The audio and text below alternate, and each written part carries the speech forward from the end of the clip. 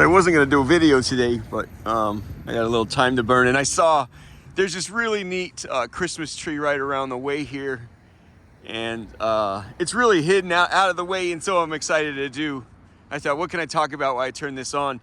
So what I'll talk about, just the other day I realized that, so Apollo Global Management, I think it's more than just the gentleman. Remember I went out to do the mercenary Blackwater. They have an umbrella group. I mean, you turned mercenary armies into a corporate jump. That's impressive shit, man. So the guy, I don't even remember his name. I do a story and I move on, you know. But one of his partners also came from the Michael Milken School of Fuck Your Neighbor in the Ass. So it's two guys at Apollo Global Management. They came out of, this is the junk bonds, you know what I mean, the 80s, which, we'll go over and find this tree here in a second. Oh, we got a green light right here. Did you guys enjoy the book, Barbarians at the Gate?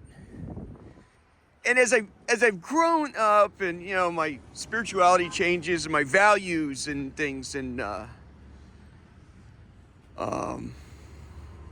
the hero of the story changes, you know. So who's the guy you're rooting for? I think it's like, at first it's I'm thinking that's not Kellogg, Brown and Root, not KBR, it's KK&R, something like that. I don't know why I initially drift. Well, he's the winner. He wins the jump, right? So you kind of naturally drift toward, you identify, you know, any story, any movie, in every scene, whoever has the last word of any scene is like like I say, when you're in art. Yeah, Christoph Waltz says, he comes from an Austrian stage family. He says that you don't come to see, they said, how, you like when people come see you? He said, they don't come to see me, they come to see themselves. So when you're watching in any movie, any art whatsoever, you're seeing yourself, you know. And so, I would encourage you to watch how your soul moves when you're watching film or a play or a book or a comic book. Whoever has the, you know, the good line in that scene, whoever wins that scene, you're temporarily that person. Now you know, in the next scene you're, you know, or in football, you know. You're the underdog running for his life, trying to get things right with the IRS and trying to outrun the, you know, or however, you know, you get the point. But so I think Barbarians at the Gate, you know, it was the 80s, it was the big first massive merger and acquisition, or big LBO, leveraged buyout. I forget. Look at that shit right there. Look at this ugliest thing you'll ever see. Hold on.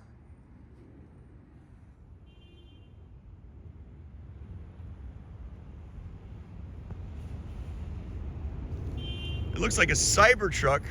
Oh, we can't. Well, let's go visit. We have time. Hold on. I think it's George Washington. What do you think about this, Georgie? Hey, trivia. What's that horse's name? George Washington's horse. It was my password on my thing for a long time. Newman. Yeah, it just seemed interesting.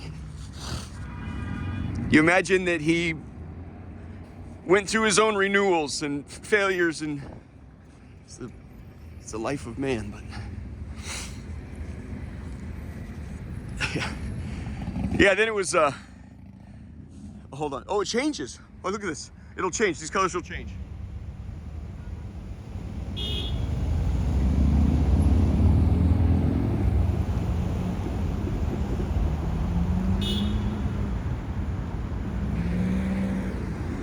$70,000 of cheap tricks and fucking gimmicks. It never gets old, huh? Look at that. It's a pile of shit.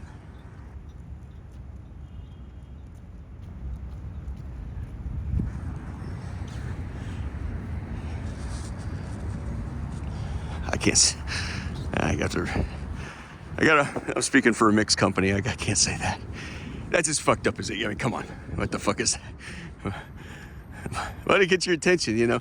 That's it. But, so, yeah. So it's, you know, KKR or whatever, and he sort of, and, you know, he wins the jump. But the contract, what was it? It was a buyout of Nabisco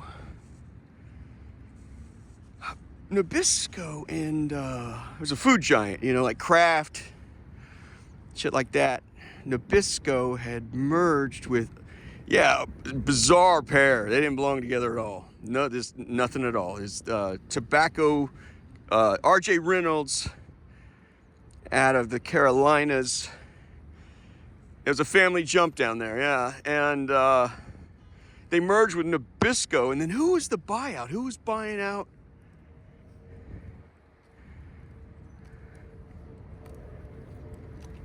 Oh, it was that it? It was just a firm that specializes in asset stripping went into, it was a bidding for Nabisco. Is that what they were going to do? They're going to split it up. Yeah.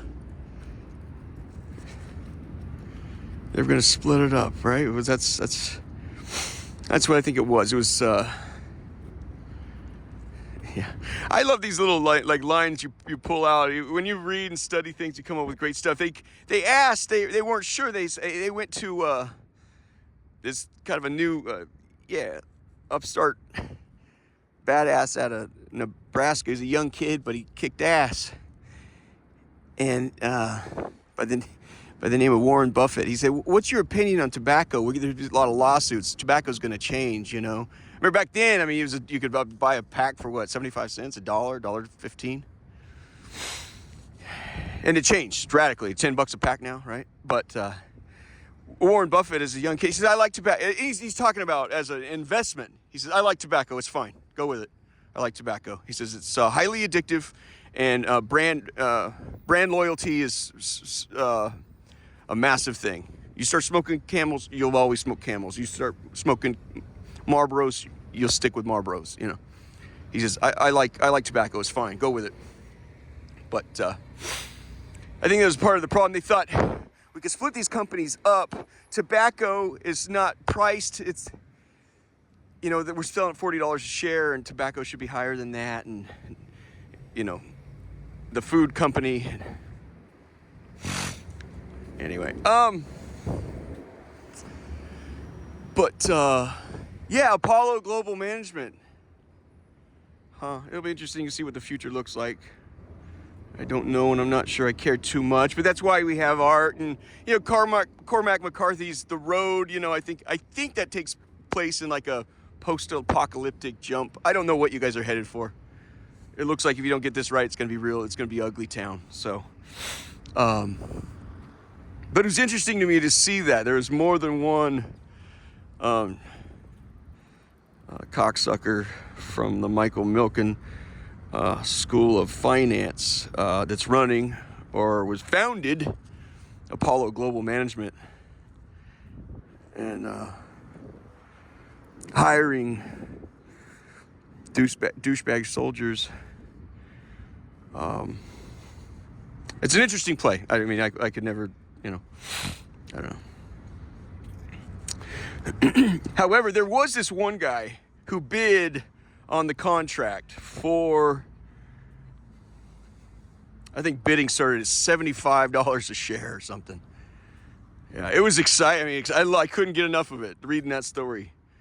There's a attorney in the back who, I think his name was Dick Beatty or something, reading his own book. I had to go out and read that book. And it's killer shit. The War Room. It's the barbarians at the gate. These are the best. It's just pure fucking savagery, man.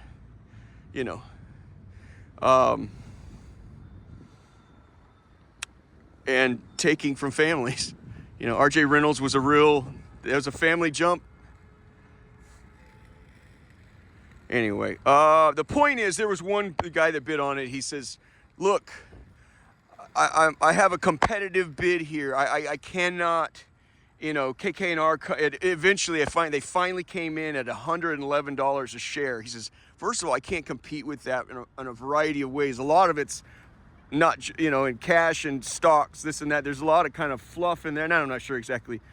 When you get in there and see the nuance, he said, but moreover, I would like you to know my bid is not only competitive, but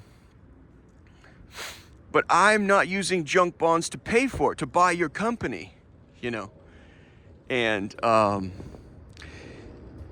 you know, and as a young man reading it, you know, well, you're like loser, you know, that's not how you get ahead, you know.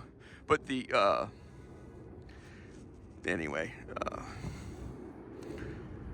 so but he was yeah, his bid, you know, I think sputtered out. What was it, 92 a share or something like that? But he tried to say, you know, like somebody in the, these things go on so long. I think somebody had died or something. He says, hey, I'm calling to check on you. Are you okay with, I know your uncle died, or your nephew or some shit. Are you okay, you know? And he's, yeah, well, I'm holding on, you know. That was his sales pitch right there. He goes, I'd like you to know, to me, this is more than, we're trying to, you know, it's about community and relationships and looking out for one another and not just who can come up with the highest share price, you know. And to me, and you know, that's the hero of that story. The guy who didn't, and you know, Vortex, once he's in the, I'm sure Vortex got it from some other badass. He says sometimes the best business decision you make is the one you turn down, you know, or the one you don't win, you know. But yeah, that's a very, that's a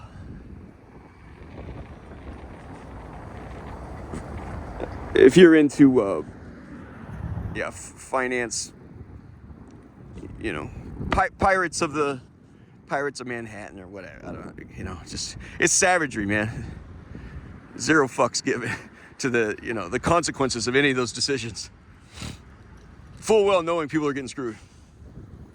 But Barbarians of the Gate is top shelf if you're into that sort of thing, you know.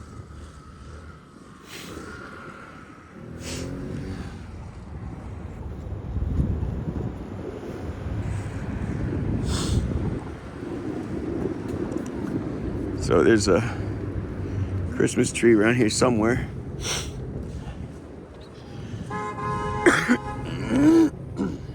Can we just go right through?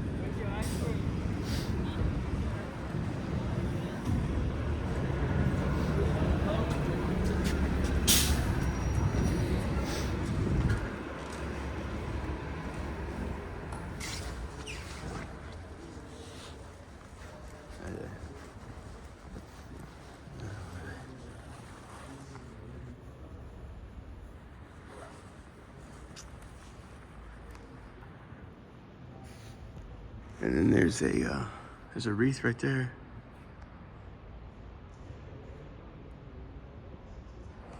But it's this guy out here.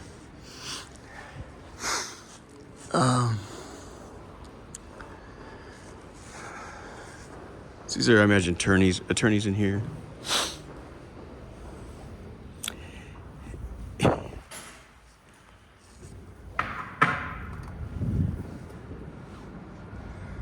This is the one here. So.